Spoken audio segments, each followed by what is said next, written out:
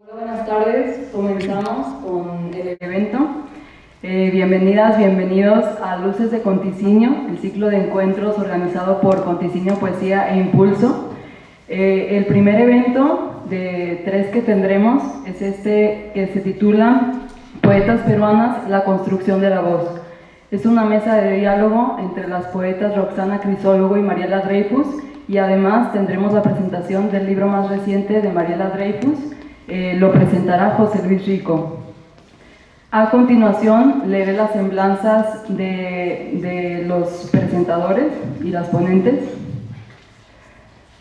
Roxana Crisólogo Correa, 1966, Lima, poeta y gestora cultural.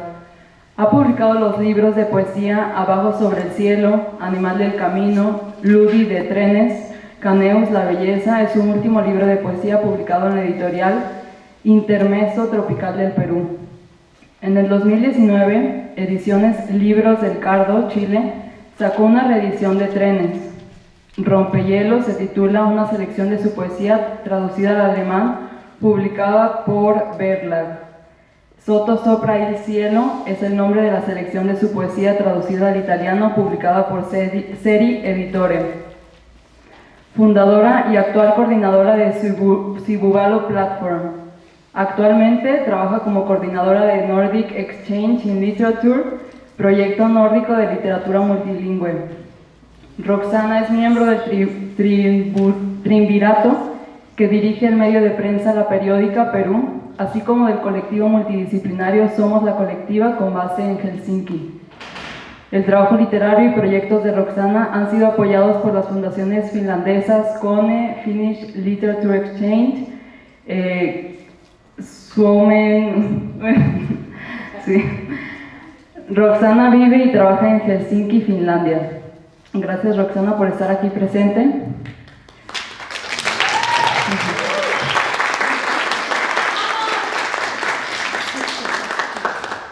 Mariela Dreyfus, Lima, 1960, estudió literatura en las Universidades Nacional Mayor de San Marcos y Columbia, Estados Unidos, Nueva York, donde se doctoró en literatura latinoamericana. Ha publicado los poemarios Memorias de Electra en 1984, Placer Fantasma en 1993, el cual ganó el Premio de Poesía Asociación Peruano-Japonesa, Onyx 2001, Pez 2005, Morir es un arte 2010, Pez Fish 2014, Cuaderno Músico 2015, Gravedad Poemas Reunidos 2017, Pez Poisson 2019, Arúspice Rascacielos, Poesía Selecta 2021, su libro más reciente, del cual nos platicará en un rato más. Es autora también del estudio Soberanía y Transgresión, César Moro, de 2008. Fundadora y disidente del movimiento Cloaca, de 1982 a 1984. Su obra ha sido incluida en importantes antologías, como La Poesía Latinoamericana del siglo XXI, El turno y la transición, publicado por el Fondo de Cultura Económica en 1997, Poesía peruana, siglo XX, en ediciones Copel, Lima, 1999, Poesía peruana, 50 poetas del siglo XX, Peisa, Lima, 2001, Mujeres mirando al sur, poetas norteamericanas en Estados Unidos, publicado por Torremosas en Madrid en 2004, y Poetas contemporáneas, publicada por Eloísa Cartonera en Buenos Aires en 2004. Colabora regularmente con ensayos y comentarios críticos en la revista Review Arts and Literatures of the Americas, New York, y Martín, Revista de Artes y Letras, Lima. Es actualmente profesora de poesía y traducción literaria en la Maestría de Escritura Creativa en Español de New York University. Gracias, Mariela, por estar aquí con nosotros.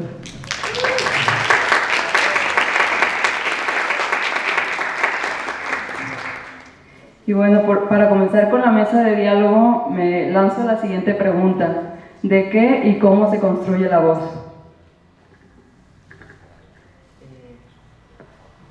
Es una bonita pregunta en el sentido de que yo siento que al comienzo,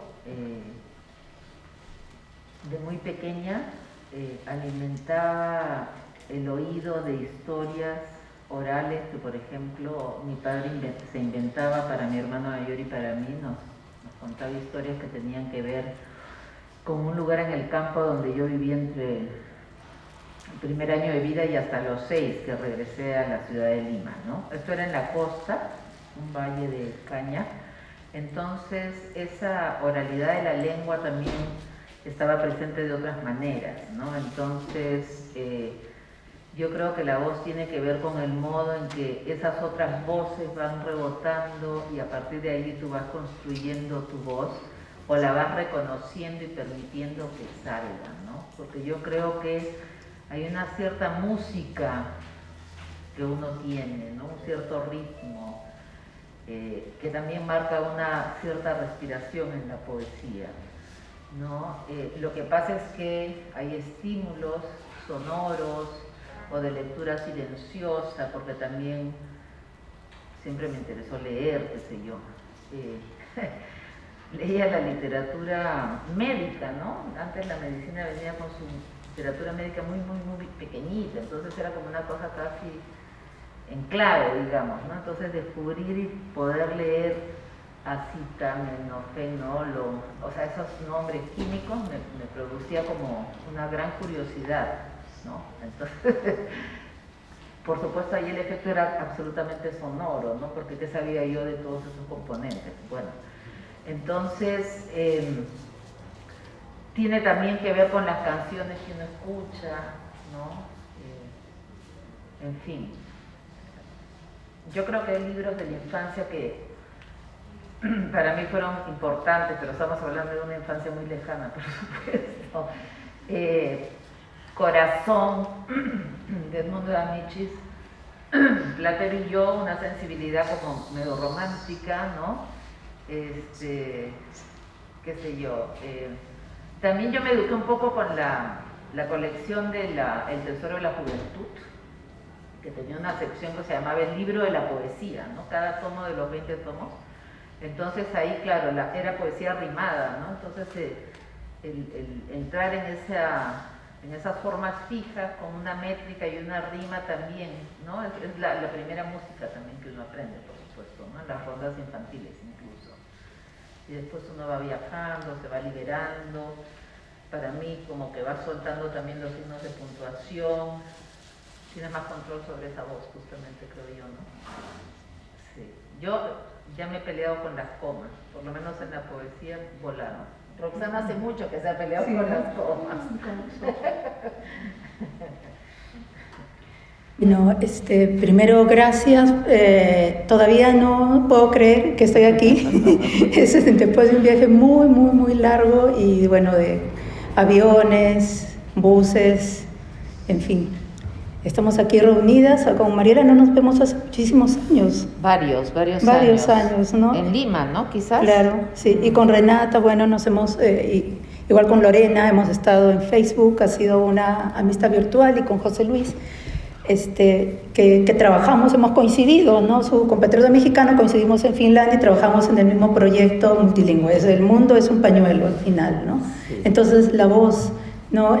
Yo pensaba, cuando Mariela hablaba de la voz, yo pensaba en que las voces que para mí entraron a la poesía como poesía vinieron de ruidos. Yo crecí en un barrio muy bullicioso y dentro de un hogar con una madre que siempre sí, teníamos muchos hermanitos y teníamos muchos animales también, ¿no? Y los vecinos que vivían a la espalda, vivimos en un barrio donde pues la gente iba tomando los espacios para construir, iba invadiendo, se dice en Perú, espacios para construir sus viviendas. No sé si aquí existe ese fenómeno de la invasión masiva en los 60. Prácticamente fines de 50, inicio de 60 fue un proceso muy fuerte en el Perú. Y bueno, mi recuerdo más remoto es familias migrantes que construían sus casas de manera bastante deforme, ¿no? Paredes un poco altas, un poco bajas. Entonces siempre el ruido se filtraba a nuestro patio donde criábamos gallinas, cuyes, pavos, hasta un conejo, hasta un cabrito teníamos ahí. Entonces todo era muy extraño porque estábamos en una ciudad capital, pero a la vez teníamos un pedazo de ese pedazo de tierra que mi familia había dejado en el norte del Perú. Y a la vez, a la espalda vivía una familia huanca. Ya te imaginas cómo era tener una familia huanca de Huancayo, del centro del Perú, que tienen una música donde gritan, o sea, es así como... Bueno, aquí también ustedes tienen eso de, sí, bueno, ahí también, pero eso viene uno detrás de otro, y una canción puede ser solamente esos gritos y zapateos, pero muy fuertes, y le llaman rompepiso, rompemesa, rompe todo, ¿no? Entonces, yo crecí escuchando eso, mi madre quejándose, peleando con la vecina, a mí me parecía muy gracioso todo eso, ¿no? Y bueno, fue un poco un inicio bastante anómalo porque... A veces uno tiene la idea que la poesía surge en los lugares un poco más, digamos, literarios, y ser el lugar menos literario para que surja la literatura o la poesía, ¿no? Sin embargo, para mí las primeras voces llegaron allí, ¿no? La mezcla de mi madre, mis hermanas, mi familia que venía de visita, que también venía de alguna manera a invadir o a quedarse en Lima, los animales, los vecinos, los vendedores de la calle, y luego creo que ese ruido llegó a tener melodía también, llegó a tener cierta música que me ha ido acompañando a lo largo de lo que es mi escritura, ¿no? No ha sido algo fácil porque cuando te pones a escribir, luego lidiar con ese ruido, a veces te vuelve esquizofrénica, ¿no? Te vuelves así, no puedes lidiar con tantas voces, ¿no? Pero creo que ese es un fenómeno que ha pasado mucho con gente de familia migrante en Perú, que es todo un tema, ¿no? De lidiar con las diferentes voces que se van una encima de otra, que se gritan, que se pelean, pero también a veces están celebrando algo, ¿no? Y eso es algo que me ha acompañado a lo largo de mi vida, ¿no? Esas voces así como... discordantes, ¿no? Pero es también una voz, ¿no? Sí. La siguiente pregunta que les quiero hacer es ¿cómo se construye la voz en la literatura y poesía peruana? Bueno, además de lo que ya comentan de su infancia, de sus orígenes más personales, ¿cómo dirían que hay alguna característica o algo que se comparta?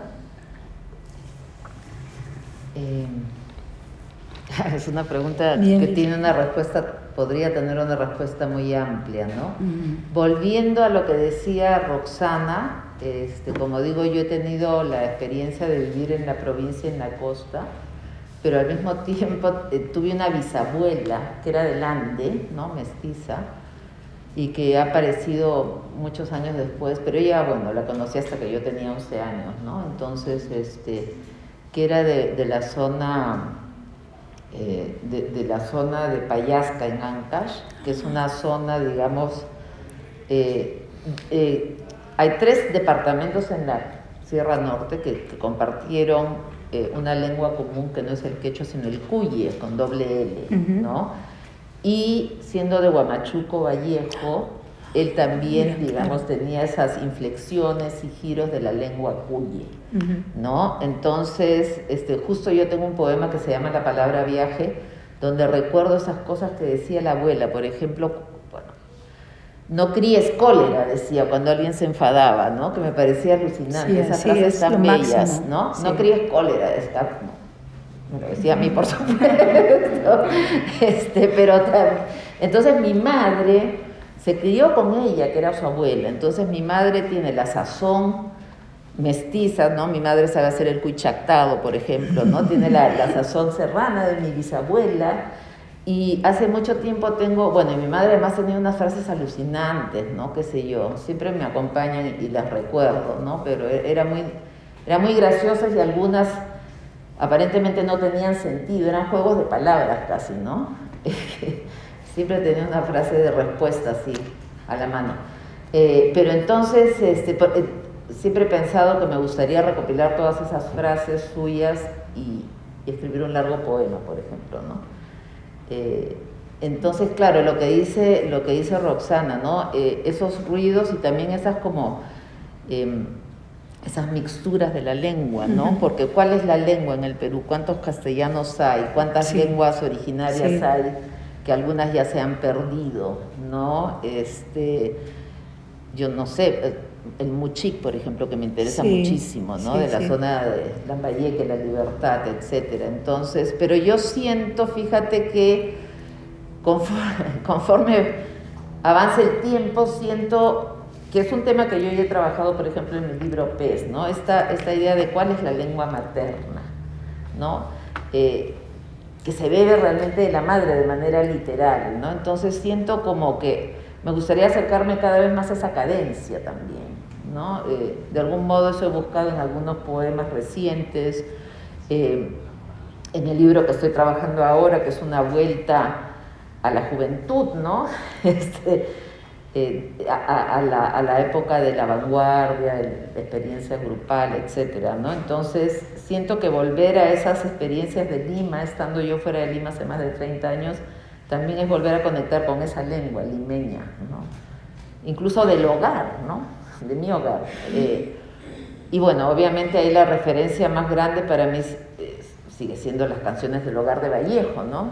De la última sección de Los Heraldos Negros, donde de este gran salto, ¿no? Para incorporar palabras como pollo con Y, que es ese banco de piedra que está a la entrada de las bodegas y de los sitios en la sierra, ¿no? Donde yo viví de chica, había pollos también en las bodegas, ¿no? Y esto justo estaba hablando con una de las personas de la comitiva, había quechohablantes obviamente en ese lugar que venían a trabajar en el campo, y las bodegas los dueños eran, estoy hablando de los 60, ¿no? Eran señores de ascendencia china y japonesa que a veces todavía hablaban la lengua, ¿no? O sea, creo había una cosa muy interesante también, ¿no? Sí, yo creo que en el Perú se hablan varios, ¿no? Varios castellanos, varios castellanos, y ahora en estos últimos años hay un, ¿qué te puedo decir?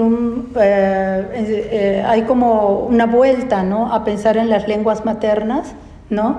Y hay una especie de cuestionamiento también a qué castellano, qué español estamos hablando, ¿no? De qué, por ejemplo, para mí siempre, en lo que hago siempre, el castellano ha sido un terreno para pelearme con el castellano, porque, por ejemplo, cuando íbamos al colegio se burlaban de cómo hablábamos nosotras. Entonces, para mí yo agarré, es como cuando empecé a escribir, como una especie de revancha, de que ¿por qué se están burlando de mí si yo escribo al revés? Pero eran otras lógicas de cómo estructuras gramaticales. Ahora que vivo en Finlandia y que muchas palabras se acumulan y todo eso, digo, pero si era tan normal acumular aglutinante, ¿no? Sí. o leer al revés, ¿no? Las oraciones y todo, y sin embargo eso, bueno, pues esos eran los rezagos coloniales que teníamos en la escuela, en la educación, y que limitó que mucha gente que hubiera podido escribir, no sé, a su manera, pues se detuviera, ¿no? Porque se sentía avergonzada de no escribir debidamente el castellano, ¿no? Y felizmente toda esa idea de qué es el castellano, un castellano único, clásico, perfecto, eso está en crisis, eso ya no existe más, creo, en ningún punto latinoamericano. En el Perú, al menos ahora que hay una efervescencia de literaturas escritas en lenguas originarias, se decía, no hay literatura en quechua, nadie escribe en quechua, de pronto tú ves, no sé, 10, 15, 20, no solamente Odi, hay un montón, han aparecido, hacen concursos y aparecen 20 personas, y a mí me da mucha risa, la gente de Lima dice, ay, ¿de dónde salieron? Pero por supuesto, sí, ahí estaban siempre. Lo que pasa es que nadie se había dado cuenta que estaban ahí, sino que estaban quizá un poco ocultos, porque como no había mucho espacio, no entraba al espacio público, ¿no? El habla en quechua. Ahora también hace un par de meses se acaba de publicar un poemario en Huampi Aguajún, ¿no?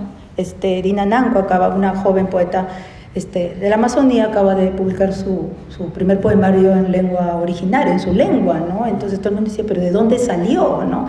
Esa pregunta de dónde salió es que absurda, porque siempre han estado ahí creando, escribiendo, o han estado cantándolo también, ¿no? Porque no necesariamente es la literatura escrita, sino también es la oral, que es algo muy fuerte, especialmente en nuestros pueblos que tienen pues orígenes mucho más anteriores a la llegada de los conquistadores, ¿no? Entonces, las voces en el Perú, yo hablaría de muchas voces, ¿no? Y de muchísimas voces en el Perú. Y es mejor que no haya una sola voz, sino muchas voces. Sí. Sí. Sí, pues qué belleza, la verdad es que es una fortuna que en el mundo se estén retomando las lenguas originarias y justo ahorita que se tocó este tema de comunidades o sectores de la sociedad que han estado relegados por cierto tiempo, también me gustaría tocar el tema de la escritura de mujeres.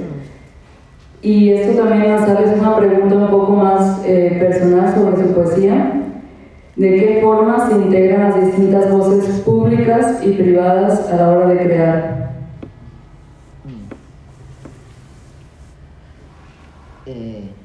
Sí. ¿Cuál era la primera parte? De la escritura de mujeres. Sí. Mujeres. Bueno, antes, para pensar en la poesía, digamos, del siglo XX en adelante, ¿no? De la peruana, de la vanguardia en adelante, lo que ocurría es que había algunas poetas aisladas, por ejemplo, en la época donde José Carlos Mariátegui en la revista Mauta recoge toda esta eclosión vanguardista en la literatura y el arte al mismo tiempo que en la política, ¿no? Porque él tuvo esa visión para poder juntarlos a través de Amauta, publicar y difundir a los jóvenes poetas. Allí hubo una poeta muy importante que es Magda Portal, que después vino sobre todo en política y escribió novela, ¿no? Pero que es como una presencia, como una agitadora cultural del momento bastante importante, pero era aún en un grupo bastante amplio, ¿no? Hay una antología que editó el poeta peruano-argentino Reinaldo Jiménez, que se llama El libro de unos sonidos, que es un libro así gigante. Son 37 poetas solo del periodo vanguardista en el Perú, ¿no? Es un periodo muy rico. Y luego en la década del 45-50 está Blanca Varela, ¿no? A quien han leído y conocen en México, no ha sido publicada aquí, en fin, ha vivido aquí. Y después está Cecilia Bustamante, ¿no? Hace unos cuantos años unos jóvenes escritores y estudiantes de literatura de San Marcos rescataron, por ejemplo, a Julia Ferrer, ¿no? El caso de, ya hacia los 60, Carmen Luz Bejarano, es decir, como casi una por década o por lustro, ¿no? Dentro de una cohorte bastante amplia de poetas varones. Entonces lo que ocurre es que cuando yo empiezo a escribir poesía en la universidad, ¿no? Cuando ingreso a la Universidad de San Marcos, hay una convergencia de varias escritoras mujeres en ese momento, ¿no? Que tiene que ver también, pues, porque ya la mujer había tenido un acceso mucho mayor a la educación superior, ¿no? Y porque en ese momento también, por supuesto, las corrientes feministas eran importantes. Entonces, yo tengo la fortuna de haber compartido con una generación de escritoras con las que conversábamos sobre la escritura y sobre todo compartíamos lecturas, ¿no?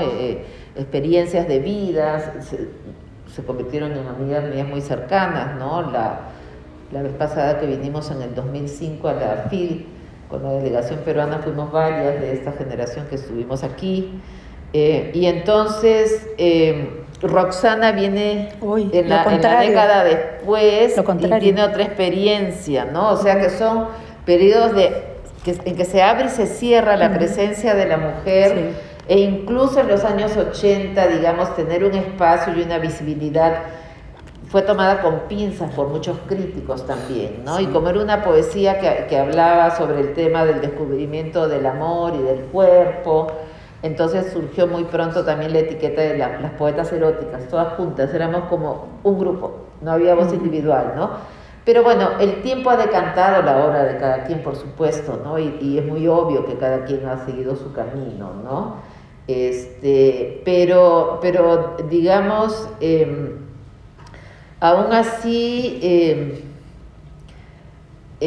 no ha sido un camino fácil, digamos, ¿no? No ha sido un camino fácil por las circunstancias del Perú, y Roxana yo creo que tiene una experiencia en ese sentido complicada, ¿no? Es más, o sea, sí, yo creo que yo tuve esa suerte de tener la sororidad, de manera que cuando con los cuates de la generación había ahí un poquito de bronca, pues tenía estas amigas de colchón, mis grandes amigas, que no nos peleábamos por tonterías tan competitivas. No hacía, ¿no? O sea, club de Toby, club de Lulú, digamos. Sí, ¿no? Pues claro, digamos que yo me ubico en lo que llaman generación del 90, ¿no? Digamos, para ser didácticos, ¿no? Mariela ha hablado de los 80, digamos, sí.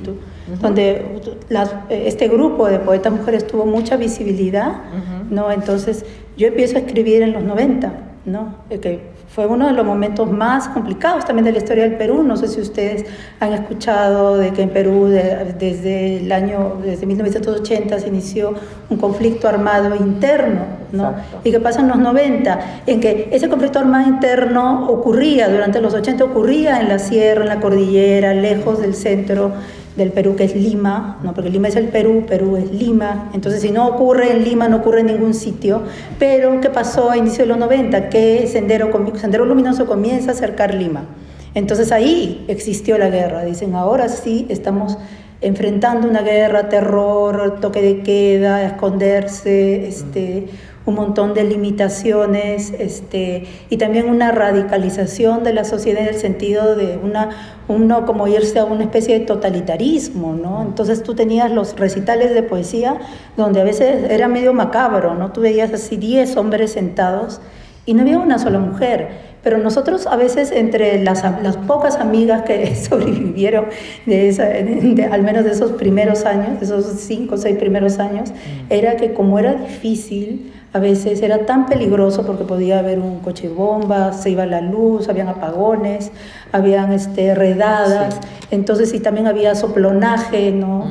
Fujimori impone la ley de ¿cómo se llama? De la acusación, de la delación, ¿no? Que si yo llamo por teléfono y digo, mira, ella es, y le caía a la policía. Entonces fue una época muy difícil.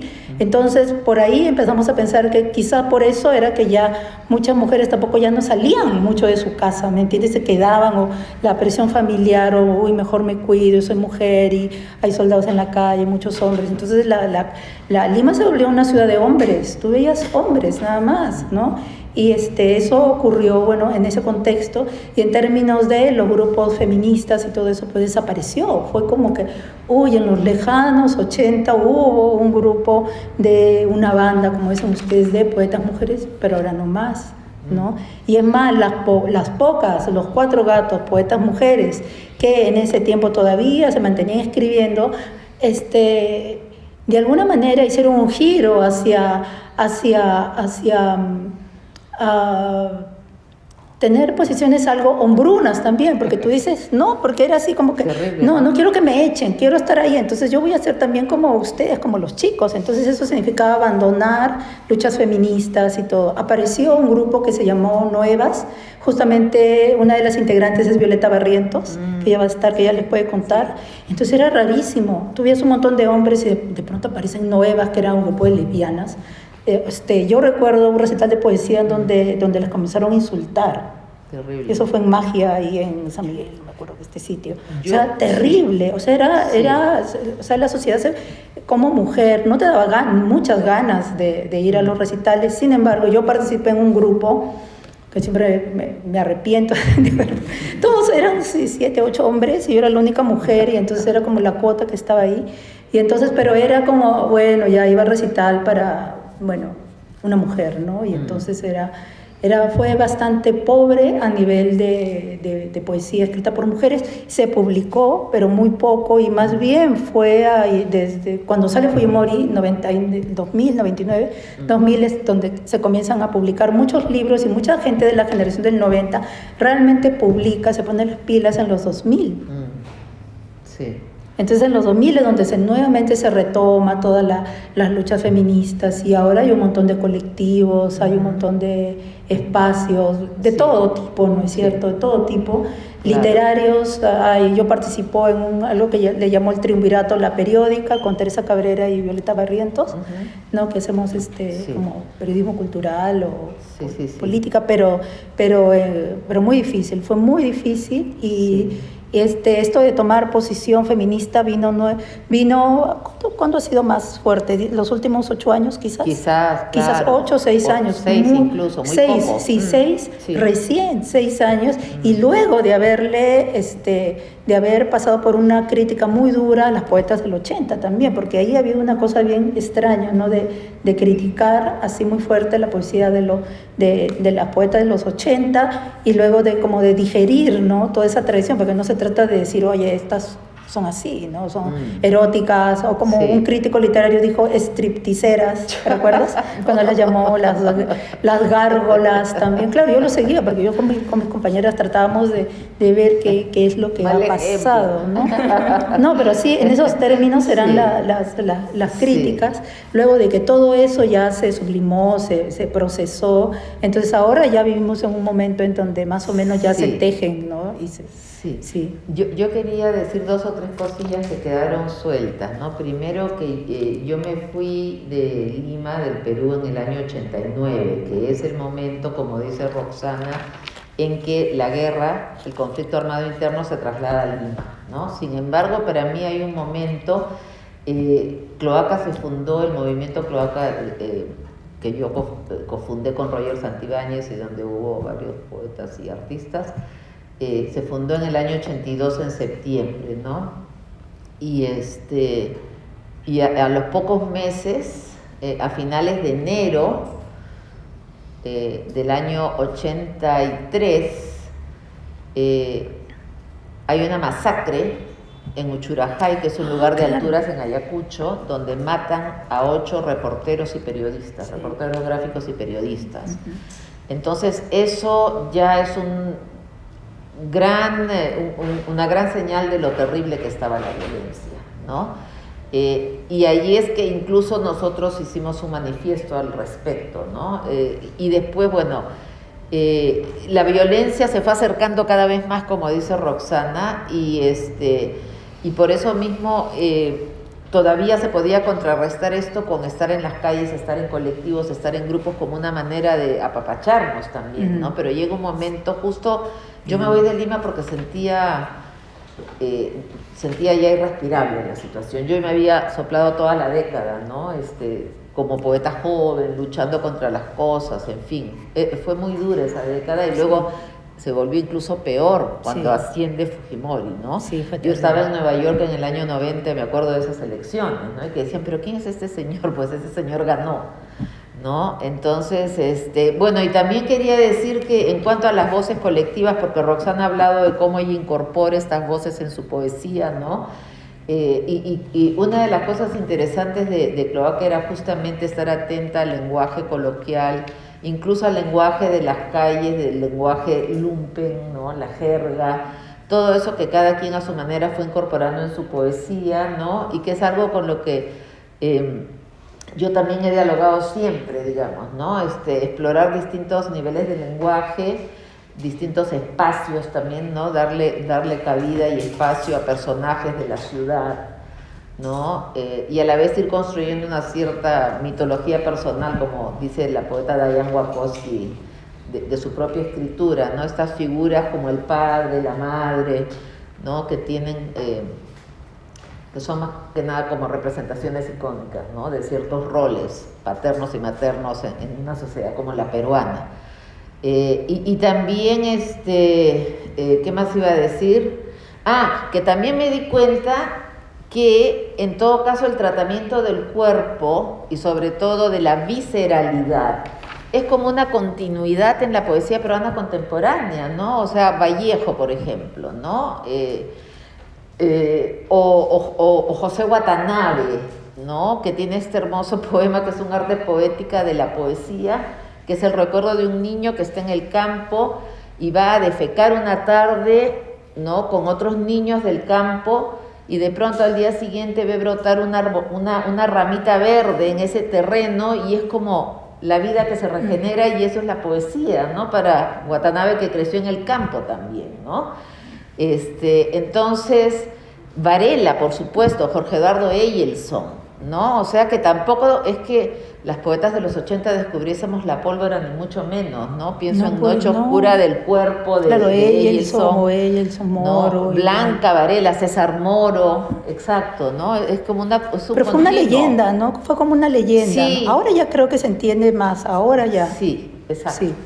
¿No? Pero, ese tratamiento, con esa visceralidad, porque cuando doy los talleres de, ¿no?, lo orgánico, lo biológico, lo decadente, Carmen Ollé, por supuesto, del cuerpo, ¿no?, del cuerpo humano, digamos, ¿no? Incluso desde una visión que no es para nada deísta, sino lo contrario, ¿no? Blanca Varela es agnóstica, a veces impreca incluso a la divinidad, ¿no?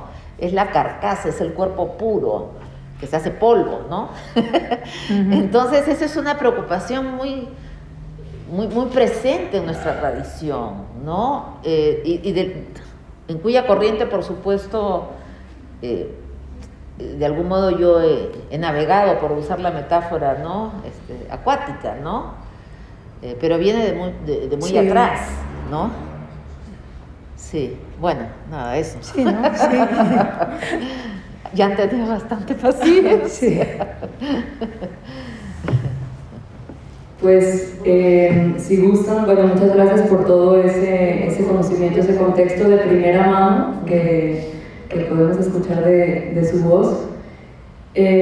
Ahora, si gustan, podemos pasar a la presentación de Arúspice Rascacielos, de Mariela Dreyfus. Voy a leer la semblanza de José Luis Rico.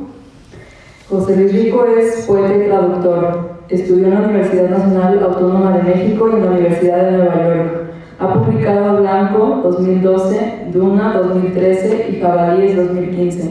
¿Qué tan lejos? 2020 fue su primer largometraje como guionista, dirigido por el cineasta Hiroshi Tsunaigi. Vive en Helsinki y es miembro del colectivo de promoción literaria multilingüe Sivuvalo-Ri. Actualmente traduce autores finlandeses contemporáneos al español y alista una antología de narcocorridos mexicanos.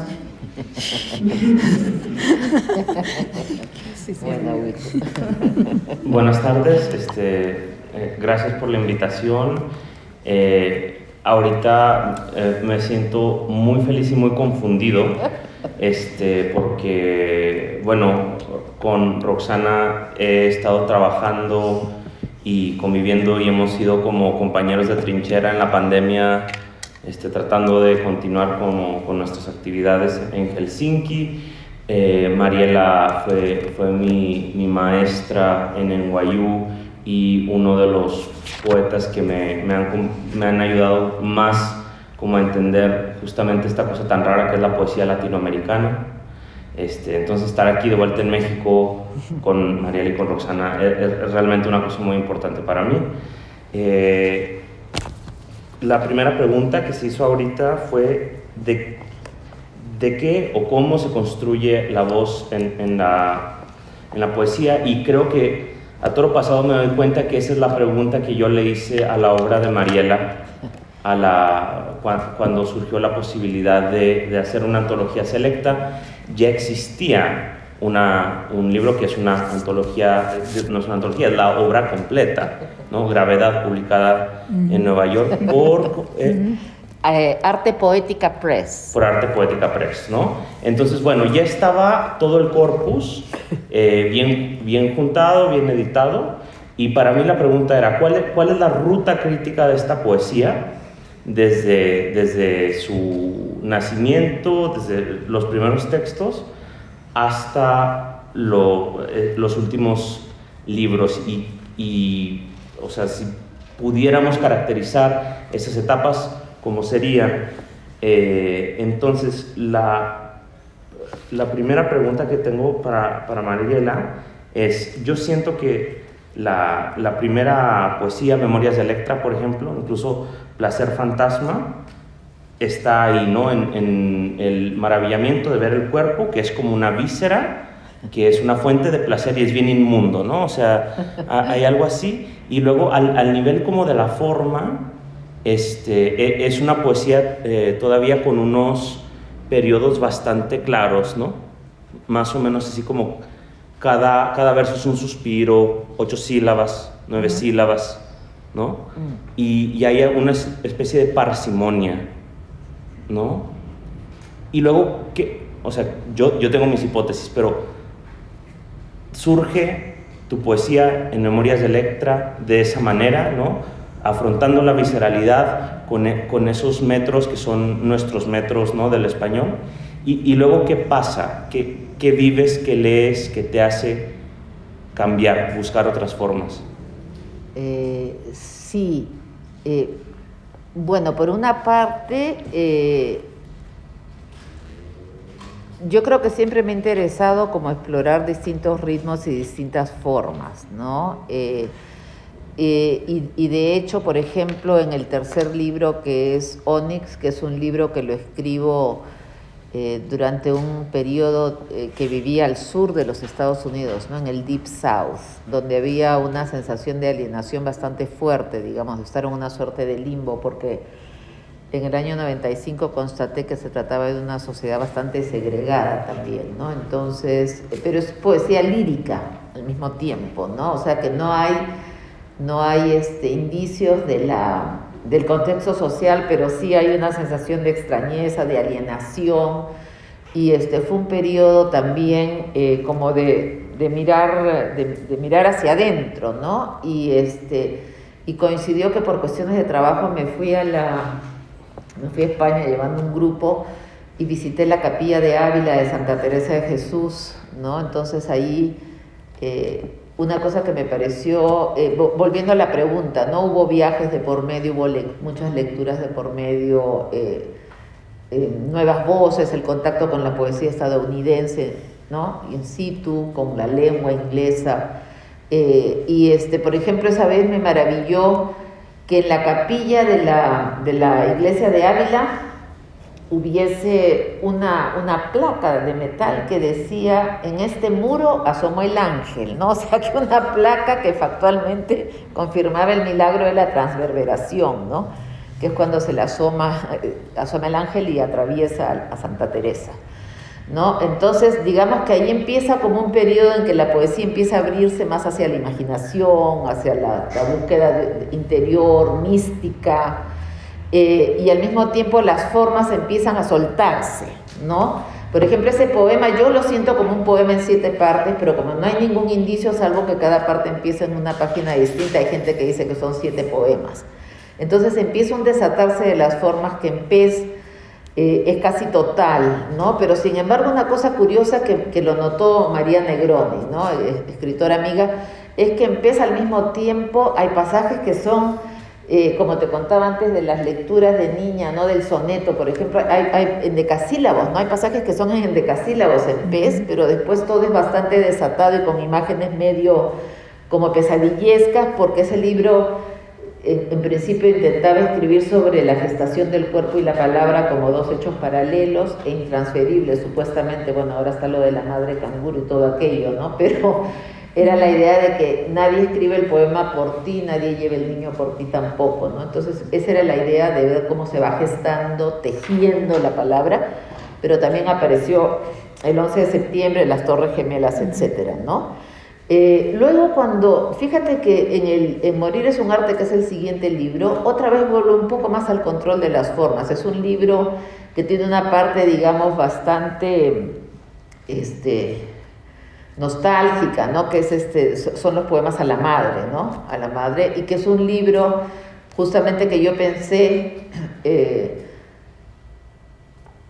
si yo voy a hablar de la orfandad materna, siendo una poeta peruana, no lo puedo hacer sin dialogar con Vallejo, ¿no? Entonces ese libro también es un diálogo con Vallejo, que es una especie de riesgo también, porque, en fin, me acuerdo que Ricardo González Vigil, que es un crítico peruano, escribió de este juego, ¿no? Estas intertextualidades de las que según él yo había salido airosa. Claro, porque ¿quién se atreve con Vallejo, no? Pero entonces, y después ya a partir de Cuaderno Músico, ahí se desata la expresión, porque habíamos estado leyendo.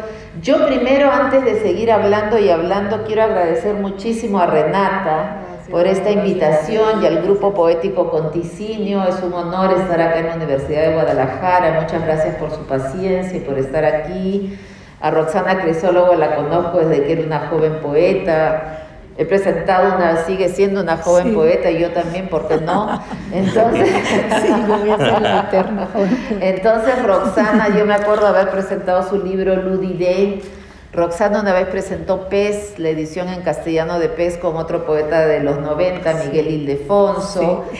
Y Huicho Rico Carrillo, que ha sido mi querido estudiante en NYU, ¿no? A quien le mostré Gravedad, este tomo un poco más gordito de la poesía reunida, y ahí empezamos a hablar de la posibilidad de hacer algo que se difundiese en Lima en primer lugar, ¿no? Que es mi ciudad. Sí. Entonces, una serie de coincidencias maravillosas nos tienen acá los cuatro. Está muy loco. Porque como está loquísimo, porque aparte como ahora siempre trabajo mucho en la universidad, casi que no había pensado nada de presentación, y esto es de la manera más espontánea, el azar que nos lleva a estar aquí sentados y con un público tan lindo y atento.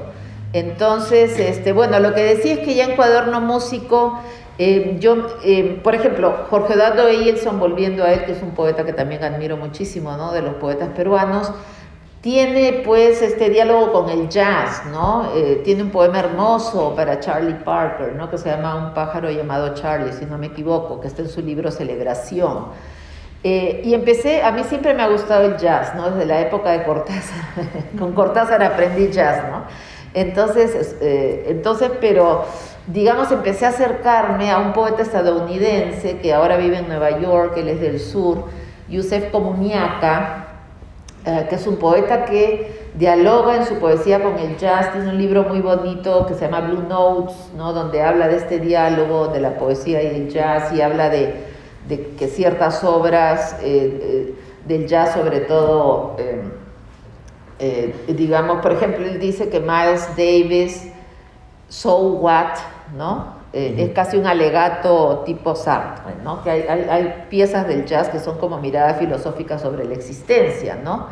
O Pithecanthropus erectus de Charlie Mingus, qué sé yo. Entonces, toda esta teoría sobre el jazz a mí me animó mucho para este libro que se llama Cuaderno Músico, justamente, ¿no? Que es un verso de Roger Santibáñez, ¿no? Y allí le puse el epígrafe, ¿cómo es?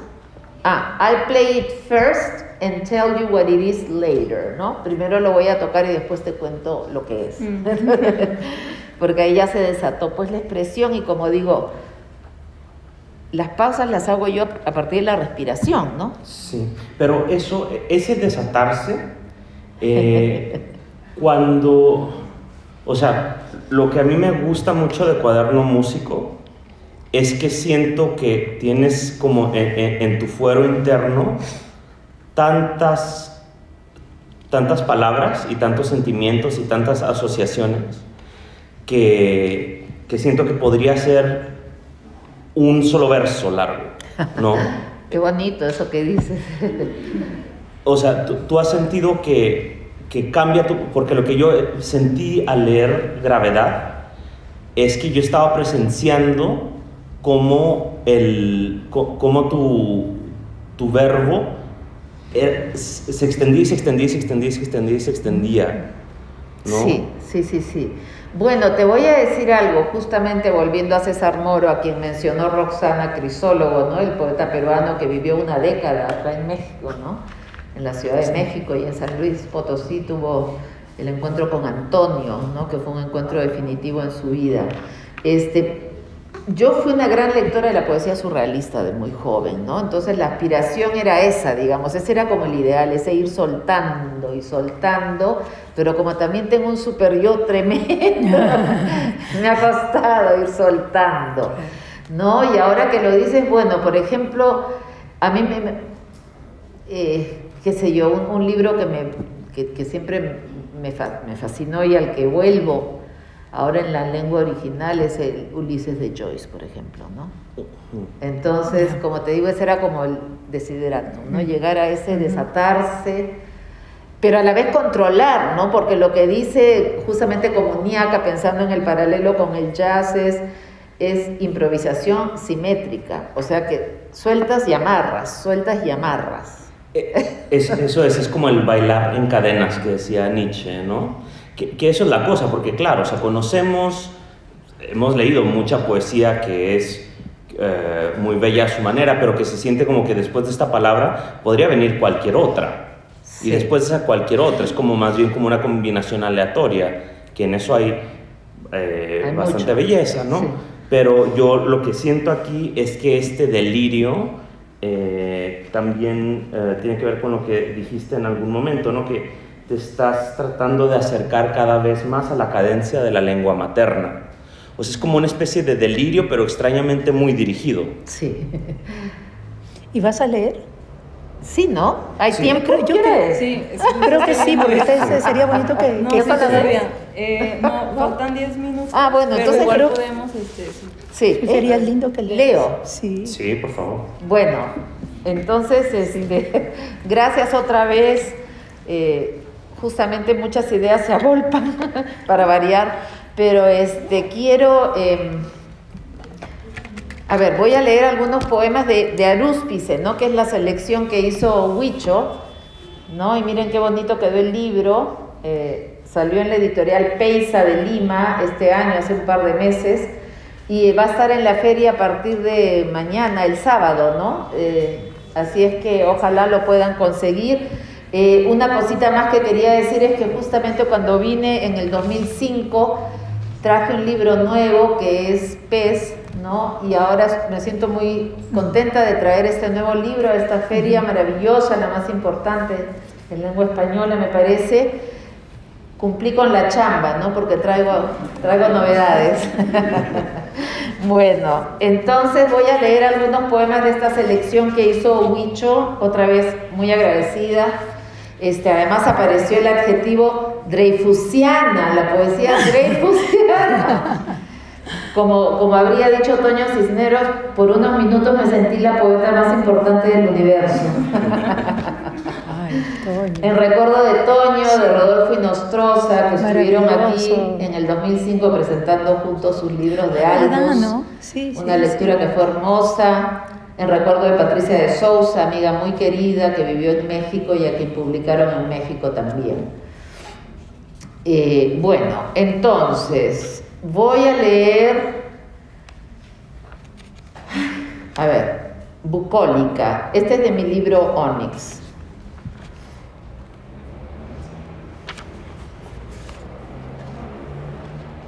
Bucólica. Esto es lo que seduce aquí en el bosque. En las noches sedientas de este agosto podemos asomar a la terraza. La tela metálica es el límite entre el canto del bicho y su aguijón ardiente, y en la mesa, coja y raída en su madera, colocar el licor que como un río nos mece y nos empapa y nos devuelve a una diáfana orilla entre las piedras, primitivos y locos de cabellos al viento, sentados a horcajadas en el otro, desnudos sin prudencia ni piedad. Mi amor, escancia el vino con dulzura, el talle de cristal aquí es mi talle, la base tan suave y tan redonda, mis caderas que el tacto desvanece. Mis formas se diluyen mientras bebe, me vierto y adelgazo y agiganto. Soy el lecho y el lodo y la corriente, el viento que posado ya no gira. Soy la humedad, el calor y cierto frío que recorre las venas al cumplirnos. Soy la sombra que niega y también da, y el beso del insecto en el alambre. ¿Qué es esa tirada de endecasílabos? Gracias. Un pasaje de Pez con la M, justamente. Matria, mórbido crecimiento de tu morada azul, modelada materia donde anida lo amniótico y carnal. Vadeas esa oleada de voces abriéndose a la tarde, y plácido te mueves en mi mar, íntimo y tibio. Tu minúscula imagen mimetiza la metálica urbe, cual matrioshka. Allá afuera está ella, dentro yo, y aún dentro de mí va tu figura, mi muñeco mimado y somnoliento. Madre Manhattan, magnífica guarida multiforme, megamatriz marina y musical, miríadas de ritmos, red de manos, me crezco en ti y en mí se multiplica el otro, cuando mareada me miro en tu mercurio. Siempre pienso que este poema es como una escultura del cuerpo embarazado, ¿no? Como de perfil, no sé. Bueno, unos minutos más, ¿sí? Bueno, entonces de morir es un arte instantánea. ¿Es eso ahora, mamá, una fotografía colgada en la pared o de pie en la repisa entre los libros? La plana filigrana, el gesto inmóvil, mamá que ya no puede sonreír, aunque sonríe, que ya no tiene voz, que no se oye, salvo por este ruido acá en el vientre, este nudo que es suyo, esta obstrucción, mamá y su colapso en plena vena, un retorcerse suave, un grito de dolor siempre discreto, siempre mamá callada sin quejarse, tan en su sitio aún tan solitaria, en la ambulancia, el suero, la emergencia, mamá y las toxinas, los narcóticos, el innombrable opio, la morfina, mamá adelgazando en 2 semanas, delgadita y marrón entre las sábanas, su mirada que se abre, que se cierra, y en la foto sonríe entristecida, ya mamá y sus ojos en el aire, con el gesto perdido, con la mano, que me dice un abrazo y abrazadas, despedidas las dos aquí en su cuarto. Mamá yo pequeñita y ella el ángel, eso es todo mamá, y un flash que suena.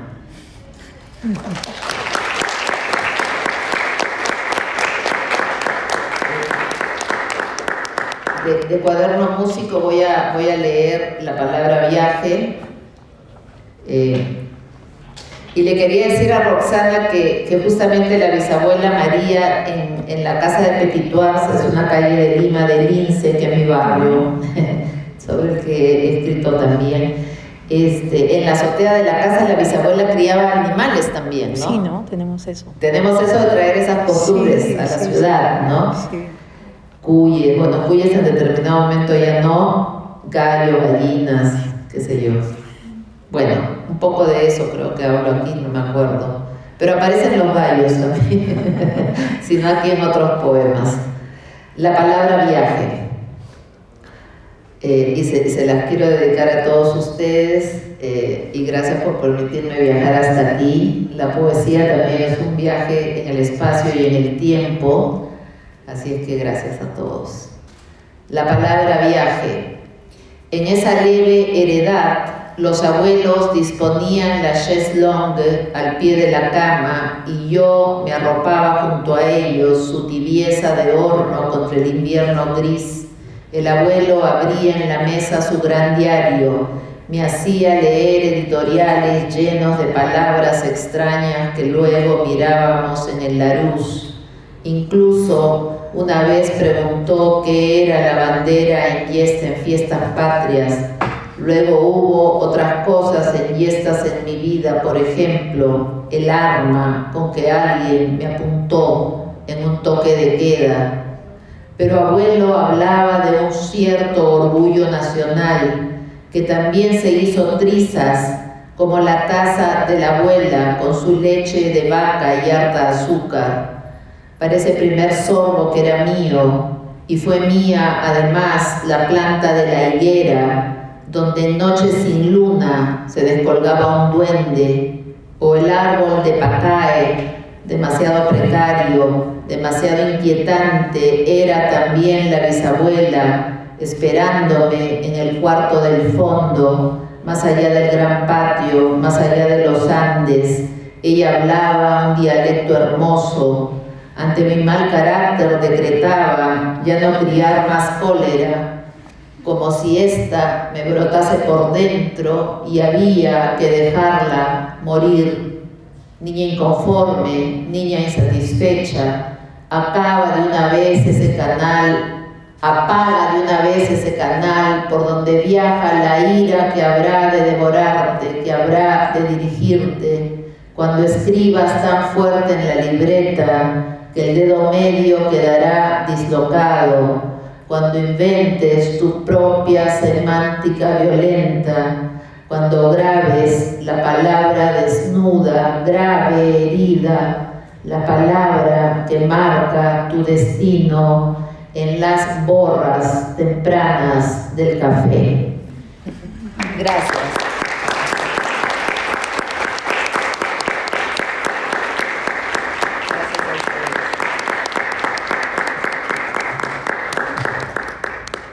Muchas gracias, Mariela, de verdad qué momentos tan increíbles. De hecho, uno de los poemas que leíste de Instantánea lo leímos previamente en el taller de Conticinio, varios que asisten están aquí con nosotros, y fue un poema que comentamos muchísimo porque pues nos cimbró mucho. Es un poema muy fuerte, muy emocional. Sí.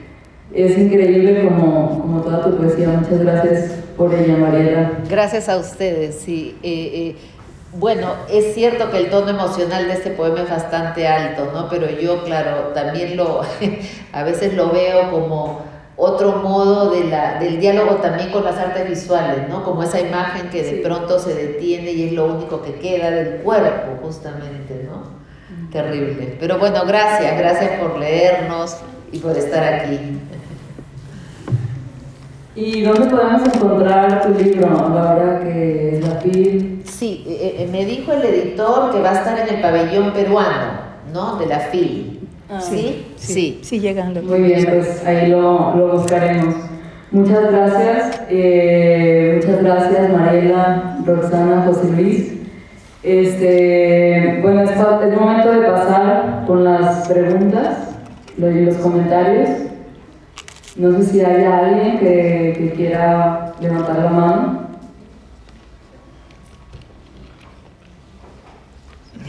Ay, no.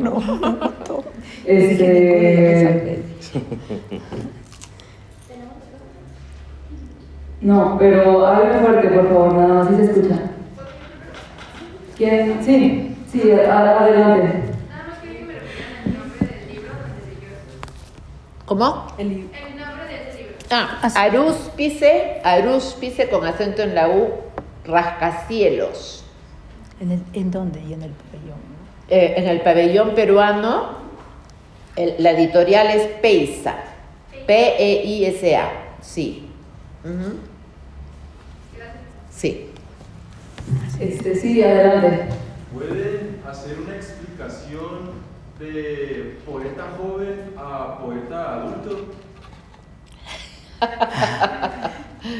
Es bien difícil, ¿no?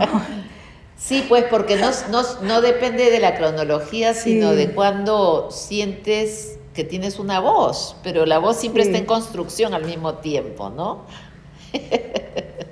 Yo creo que yo lo que siento es que cuando se dice a alguien que es un poeta maduro es que ya te van a leer sin ninguna clemencia, ¿no? Creo que yo al menos sentí eso, mucha benevolencia cuando empecé a escribir. Pues tienes alrededor gente que te apoya, que quiere que te desarrolles y bueno, escribes tus poemitas y te dan una palmada en la espalda, te invitan a una cerveza y dicen sigue leyendo. ¿Y qué es lo que pasa? Hay un momento en que no sé, es que ya si das el viejazo algo pasa, pero te empiezan a ver como un igual y eso es como una bendición como un poco amarga también, porque si ya te tratan como un igual, entonces la exigencia se vuelve realmente inclemente, ¿no? Y pues no sé, las dos cosas tienen sus partes buenas y partes malas, ¿no? No sé, a mí no sé, lo positivo de ser poeta joven es que siempre te estás equivocando, ¿no? Y te aplauden, ¿no? Porque eres el poeta, la poeta joven, y estás arriesgando y estás haciendo locuras. Y bueno, eres la poeta joven. Yo conozco muchos poetas que son más, o sea, más sexagenarios, ¿no? Sí. Sexagenarios y son poetas jóvenes, ¿no? Entonces, a mí me gusta más eso de poeta joven. Sí. Ahora también hay otro ángulo, ¿no? Que en términos del oficio, del manejo del lenguaje, de la orfebrería poética, hay poetas que nacen, como decía mi madre, nacen sabiendo. Nacen viejos. Que tienen un primer libro que es ¡pam!, contundente, ¿no? O sea, por un lado, qué sé yo, Prufrock and Other Observations de T.S. Eliot, el 17, pero también en Los extramuros del mundo de Enrique Verástegui, que sale cuando Verástegui tiene 22, 23 años, ¿no? 13 poemas largos con un ritmo impresionante, ¿no?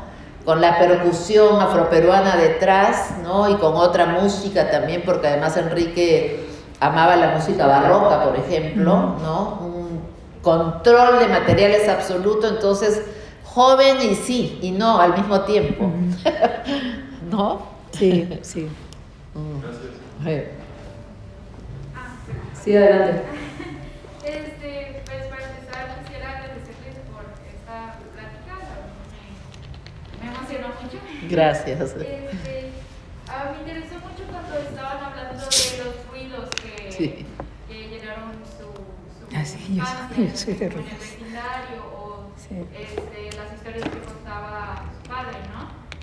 Me preguntaba si estos ruidos habían sido reemplazados en sus vidas o habían crecido con ustedes, es decir, ahora que viven en otros lugares, que tienen otras experiencias, ¿cómo influyen los ruidos a su alrededor en su escritura ahora? Qué bonito, sí. Sí, es una pregunta. Bueno, a mí creo que lo dije, ¿no? Los ruidos no me... O sea, a veces me he querido liberar de los ruidos, pero no, porque quedaron ahí sembrados, ¿no? Y me doy cuenta que soy una persona que siempre está buscando los ruidos. Yo vivo en Helsinki, una de las ciudades más silenciosas del mundo. El año pasado en pandemia casi me vuelvo loca porque era más silenciosa de lo que solía ser, ¿no? Entonces, he buscado, digamos, he tratado de buscar espacio donde siempre hay toda esa cuestión de confluencia, ¿no? De voces, de ruidos. Hay muchos que hablan de la contaminación, me dicen, estás totalmente contaminada con los ruidos, pero creo que no, porque creo que de alguna manera desde pequeña lo procesé como música, ¿no? Como música, además me encanta la música, todo el tiempo estoy escuchando diferente tipo de música, entonces me cuesta a mí el silencio, lo cual también por otro lado es complicado para poder concentrarse, y bueno, eso tiene que ver también mucho con la poesía que hago, que mi poesía no es, digamos, una línea así, ¿no? Sino es más bien una cosa que se mueve así como un gusano, ¿no? Oscilante, ¿no?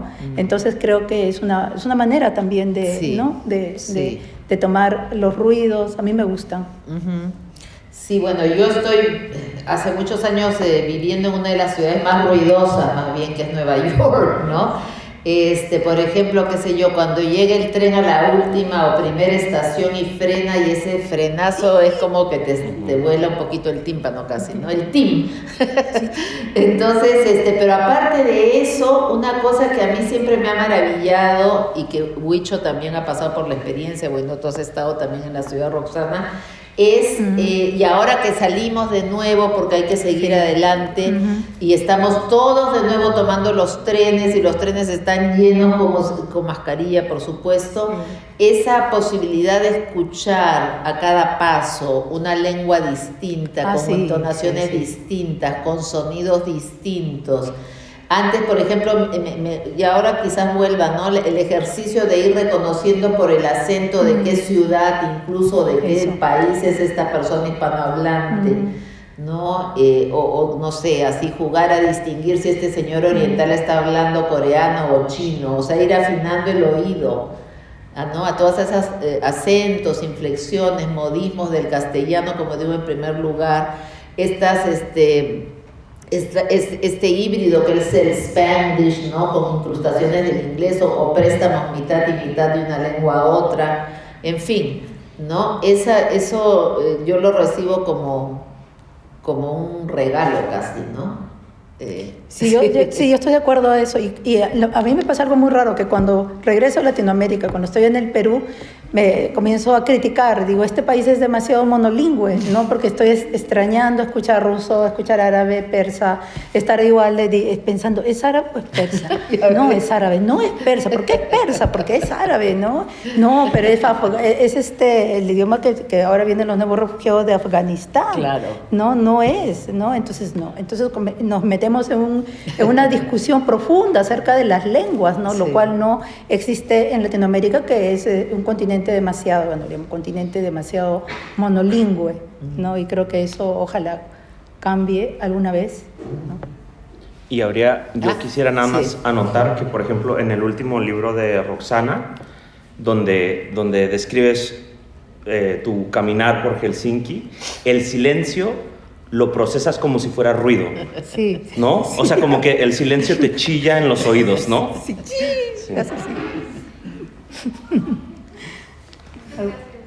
Gracias. Bueno, primero si quieres tú. ¿Sí? Juan Carlos. No sé cómo quiero formular la pregunta, pero ¿cómo o dónde encuentras este equilibrio, como decías, entre todo este argot popular, todas las palabras que llegas a hacer, cómo ha caído ahorita todo lo urbano, todo lo callejero a acercarse a todos lados, y cómo lo equilibras con tratar de darle una estética distinta a la poesía, o en qué momento encuentras esa nivelación, ese sentirte vanguardista, haciendo cosas que vienen de la calle y de lo que es el caos. Sí. Tratar de darle un orden y voltear a ver al pasado, a la poesía, a los cánones, ¿dónde o cómo encuentras eso? ¿Cómo lo...? Sí. ¿Tú quieres empezar? Ay, no.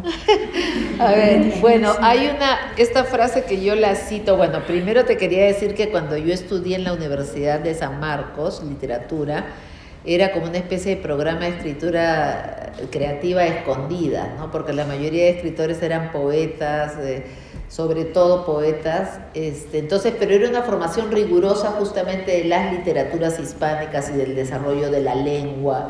También estudié quechua un año, en fin.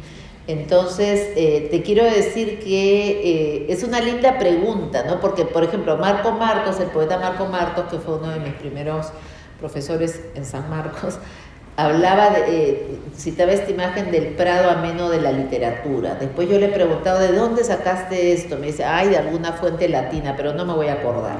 Pero la idea era que el prado ameno de la literatura, porque la literatura se alimenta de la literatura, ¿no? Entonces, de este coro de voces que pueden ser leídas en textos, pero también pueden ser escuchadas, ¿no?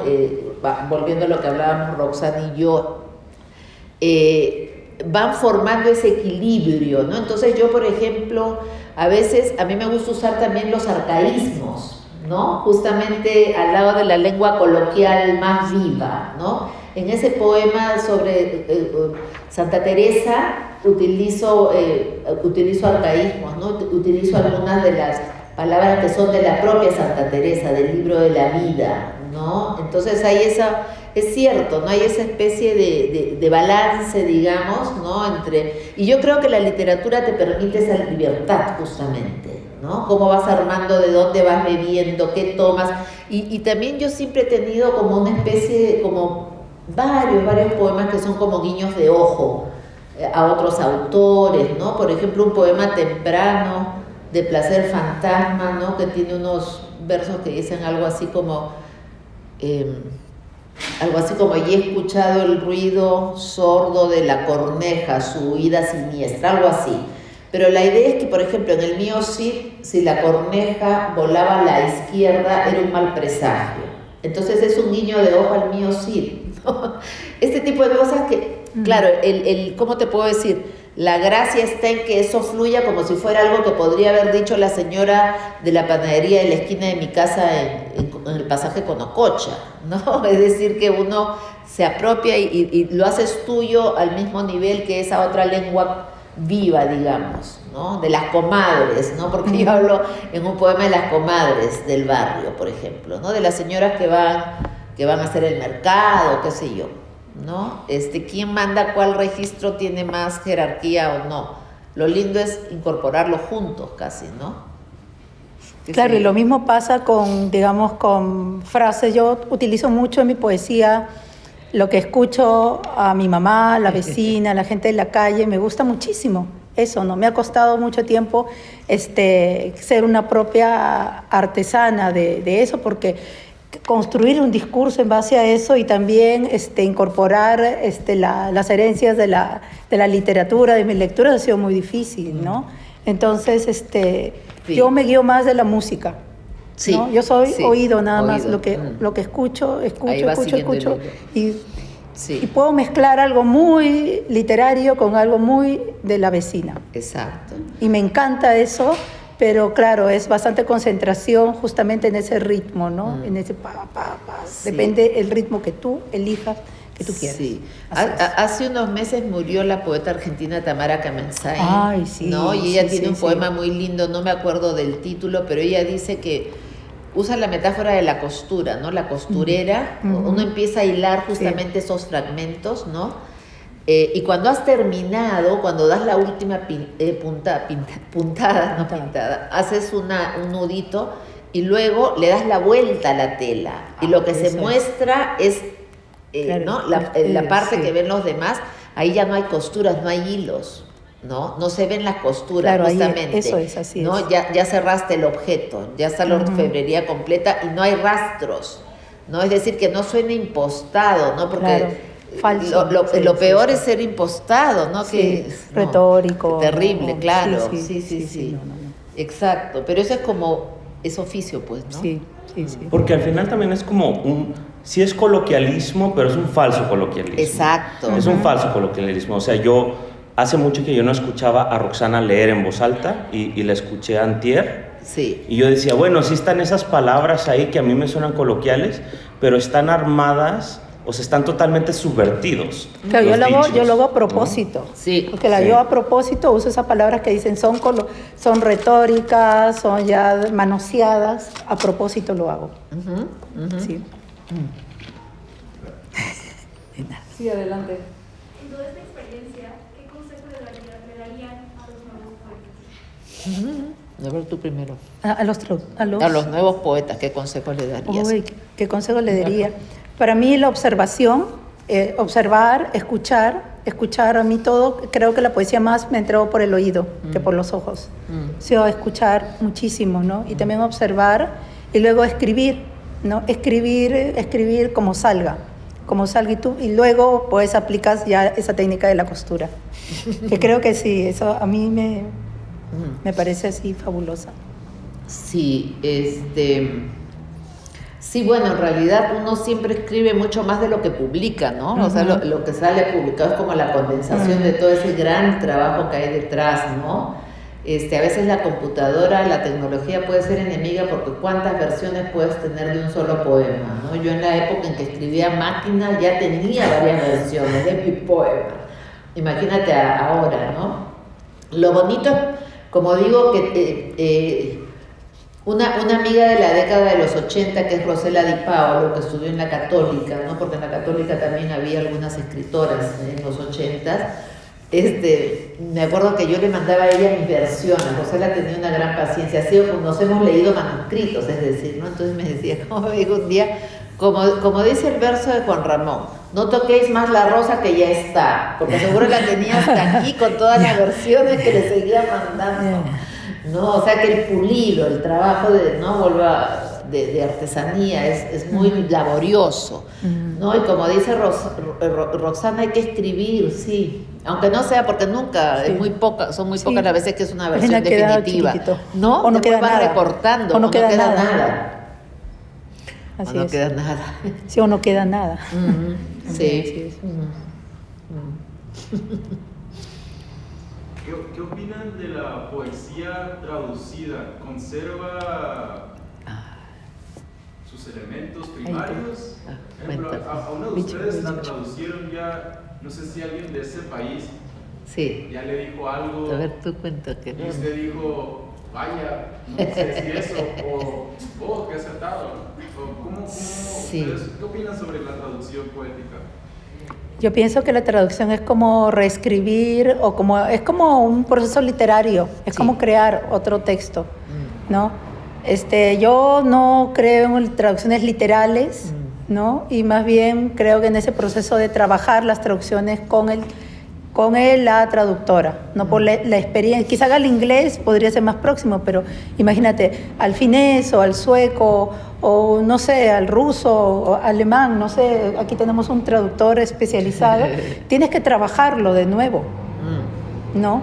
Sí, a mí me encanta, o sea, leer las diferentes versiones traducidas, leo muchísimos libros de poesía traducida y me gusta verificar, ¿no? Sí. Pero siempre es como diferente.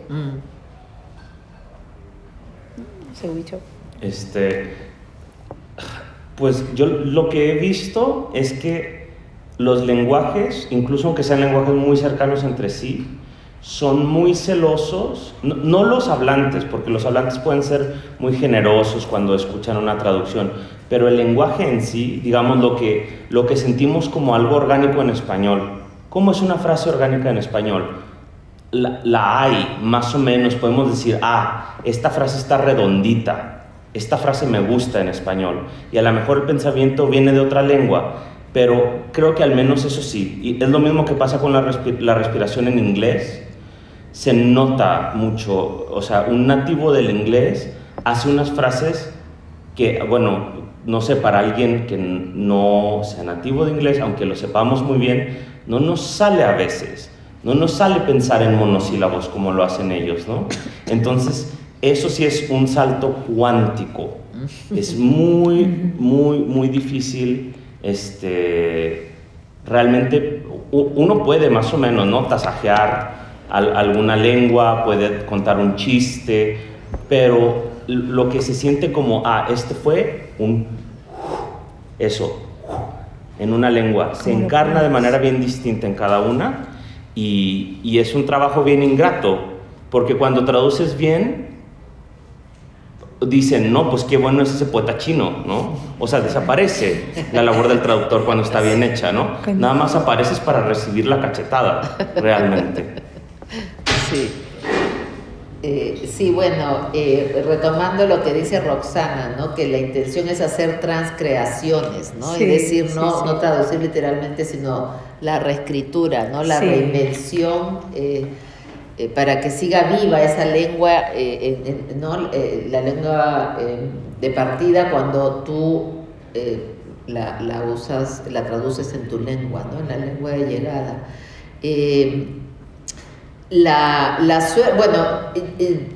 Yo he traducido del inglés al castellano, por un lado, ¿no? Y he tenido la suerte de participar en traducciones colectivas, por un lado, ¿no?, en equipo. Y ahí sucede que, por ejemplo, cada individuo se va haciendo cargo de manera casi natural de uno de los aspectos del poema a traducir, ¿no? Por ejemplo, el léxico, la retórica, la sintaxis, el sentido, ¿no? Cada uno va como repartiéndose y cuidando todos esos elementos que forman el todo del poema, ¿no? Entonces, y siempre hay, sobre todo en poesía, este viejo debate de qué sacrificas, a qué le das más importancia, al sentido o al sonido al traducir, ¿no? Sí. Que es un debate muy, muy grande. Ahora, de mi propia poesía traducida, hay un señor que recién tradujo a muchos poetas peruanos al griego. No me consta cómo está esa traducción, por ejemplo, ¿no? Pero espero que esté bien.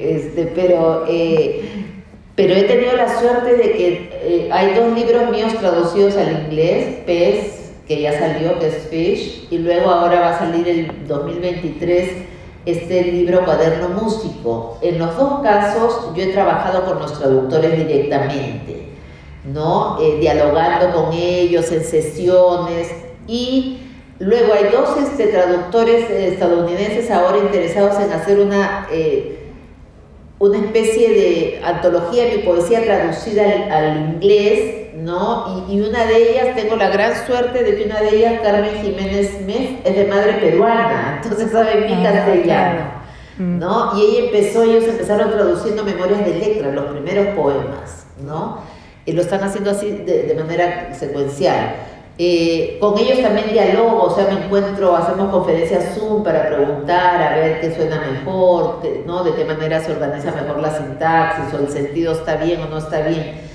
O sea que he tenido esa fortuna del trabajo colaborativo, ¿no? Porque siempre está este miedo del traductor traidor, digamos, no es tan fácil derrapar. Y luego cuando tradujeron el PES, ¿no? Al francés, PES es una iniciativa colectiva, es decir, lo hizo una profesora de la Universidad de Granada, de la Facultad de Traducción, con un grupo de estudiantes. Entonces yo tuve la suerte de ir allí como invitada y los muchachos fueron totalmente exhaustivos en todas las preguntas que me hicieron. Y lo que pasa, yo no sé si te ha pasado, que a veces el traductor te pregunta por ciertos mecanismos de la composición que tú ya no te acuerdas ni cómo... Sí.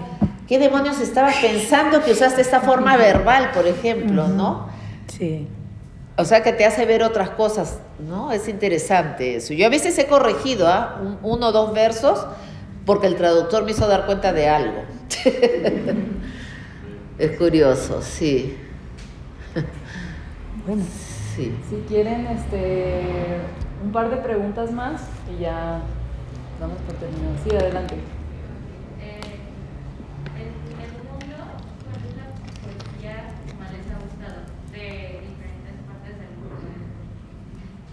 Ay, de diferentes partes del mundo.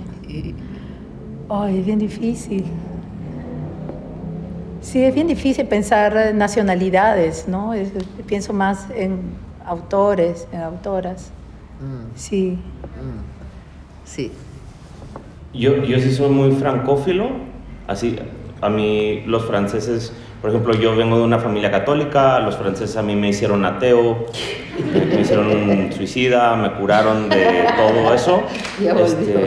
Sí, yo siento que la tradición francesa es muy sólida, pero pues bueno, eso es un lugar común. Y yo ahora me estoy volviendo peruanista por frecuentación también. Sí, no, ya te y también, o sea, es muy interesante ver cuán semejante y cuán diferente puede ser una sensibilidad en el mismo idioma en un país con otra historia, ¿no? Sí.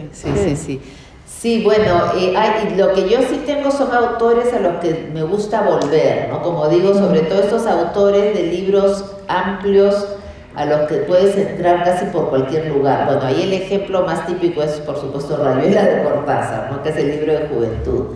Pero también, por ejemplo, me gusta el Ulises de Joyce. Una autora que siempre releo mucho es Marguerite Duras de Francia, ¿no? Después me gustaban bastante hasta ahora también algunas de las poetas llamadas confesionales de Estados Unidos, como Sylvia Plath, Anne Sexton, ¿no? La propia Wachowski, a la que he traducido, la asocian con ella, pero Wachowski es curiosa porque ella dice, no, confesión implica que has hecho algo malo y lo tienes que declarar. Yo no tengo nada que confesar, dice ella.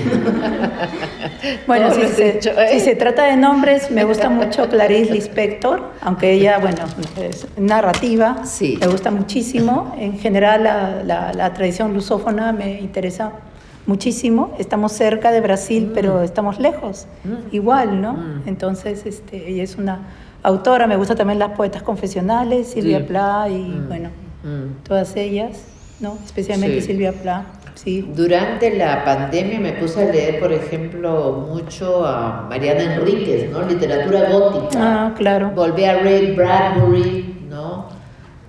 A Mónica Ojeda. Yo Soy fan de Mónica Ojeda, del gótico andino, les recomiendo bastante. Sí. Hay una preguntita. Quedan dos preguntas, pero habías levantado la mano, ¿no? Sí, adelante. Gracias por estar aquí. Si la voz es del pueblo y este pueblo vive a través de la tinta y esta tinta es sangre, ¿qué le compete a Perú? No solo a Perú, sino a América Latina y quizás al mundo, esta competencia a través de la voz. Qué difícil. Bueno, Volviendo a lo que decíamos del conflicto armado interno,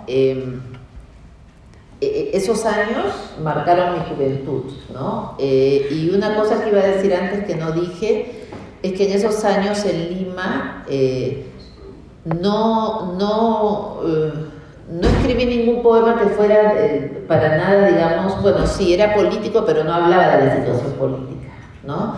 La tenía muy cerca esa situación y me golpeaba demasiado como para poder escribir al respecto, ¿no? Yo hablaba de la música, por ejemplo, tengo un poema sobre una jarana criolla con el vals limeño, ¿no? Hablaba de las calles, hablaba del amor, ¿no? Pero justamente este libro que estoy trabajando ahora, La Edad Ligera, es una vuelta a ese primer momento de Memorias de Letra, pero es como una especie de, yo la pienso así, ¿no?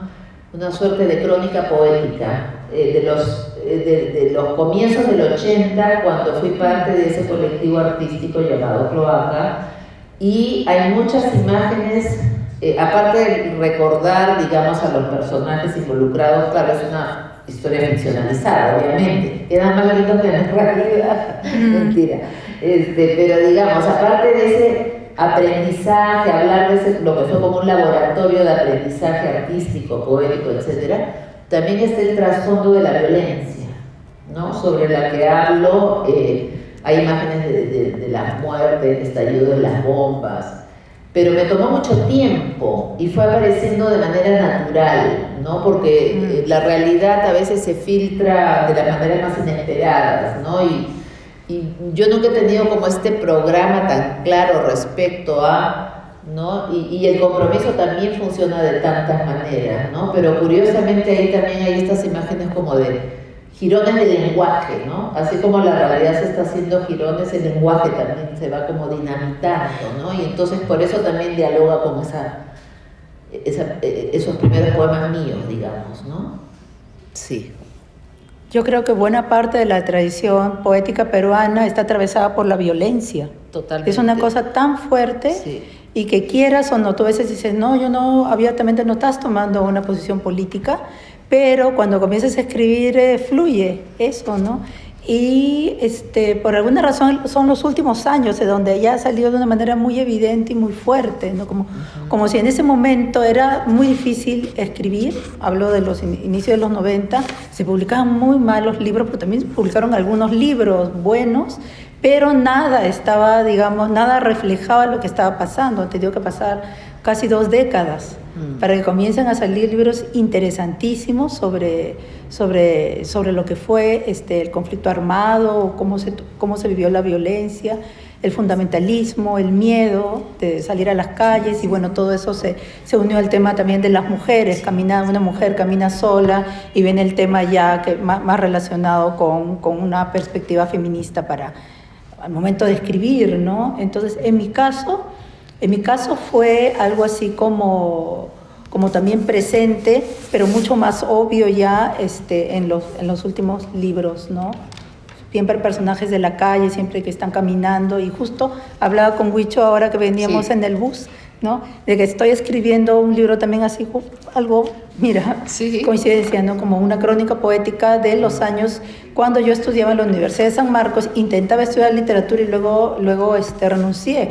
Teníamos un profesor que nos obligaba a leer Imperialismo, fase superior del capitalismo, marxismo. Y nos perseguía, éramos jovencitos, éramos con cabello largo, así, eso nos veía la cara, y nos perseguía y nos mandaba a una persona para que esta persona nos tome la lección, nos haga como un examen, y éramos 3 y corríamos nosotros, y entre nuestra juventud de burlarnos, y después yo decía, pero ¿qué es esto, no?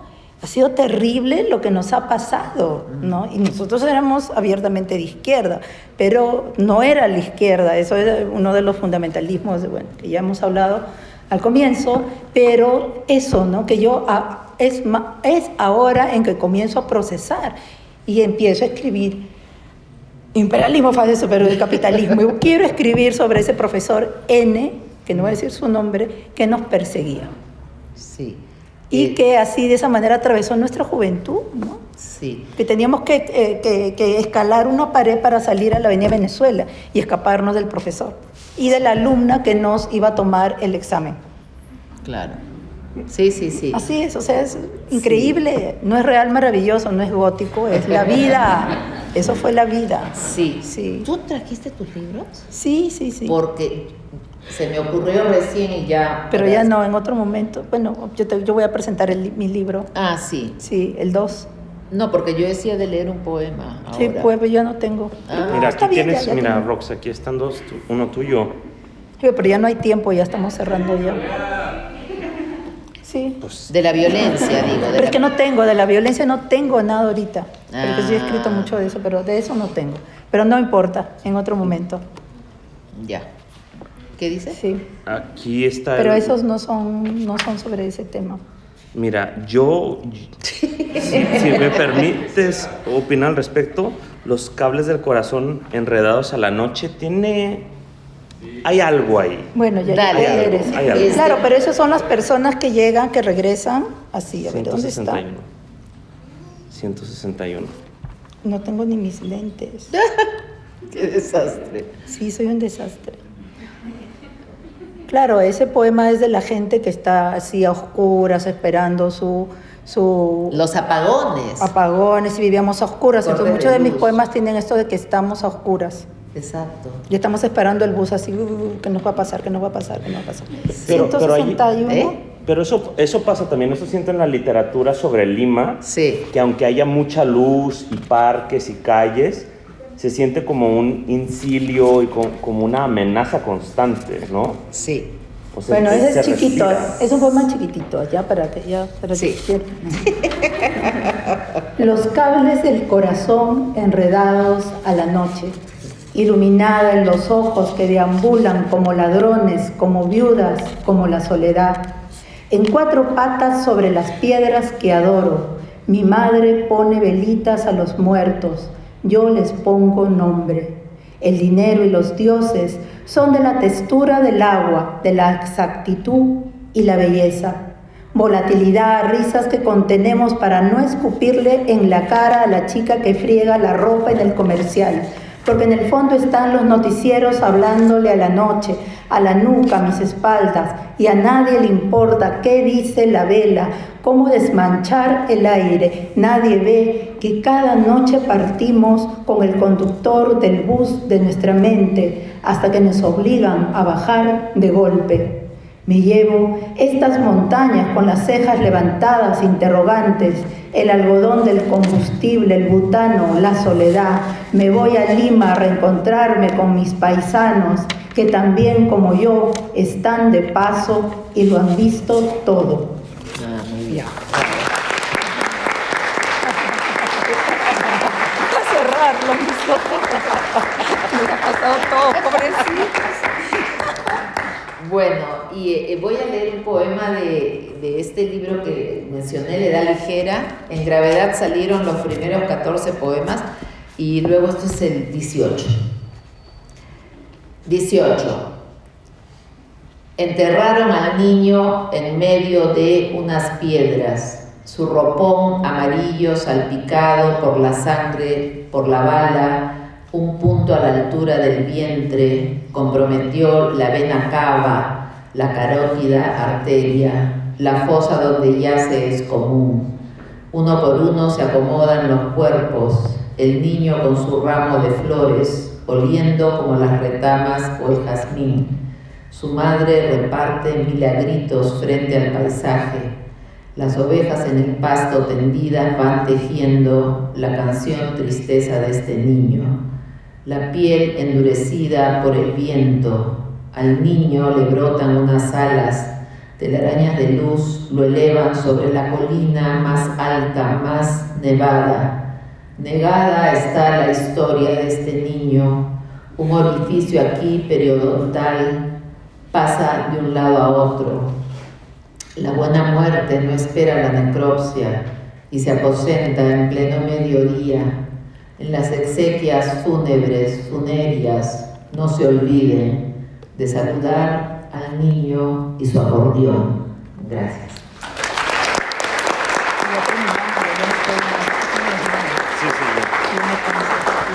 Qué bonito que está. Muchísimas gracias por esas lecturas y por también responder tan generosamente las preguntas. Gracias por su presencia nuevamente y por haber asistido también. Gracias a Impulso por hacer posible este evento. Y recuerden que este es el primero de 3 eventos. El siguiente es la presentación del libro de Roxana, justamente, Caneus, la belleza, el jueves 2 de diciembre en el último piso de Quad, sede Huentitán. Próximamente estaremos compartiendo el flyer y pueden encontrarnos en redes sociales, ya lo saben, como Conticinio Poesía. Asimismo, recordarles que en los próximos días comenzará el Foro Internacional de Lengua y Literatura Hispánicas, cuyo tema es Tensiones Fronterizas, Cultura, Literatura y Lengua. Ese evento es organizado por el Departamento de Letras y la División de Estudios Históricos y Humanos. Pueden encontrar más información en su página de Facebook o acercándose al departamento. También les pedimos por favor que pasen a anotar su nombre y para tomarles asistencia allá atrás con los compañeros. Y pues nuevamente agradecerles un montón. Esperamos que haya sido un evento muy enriquecedor. Que tengan un bonito día.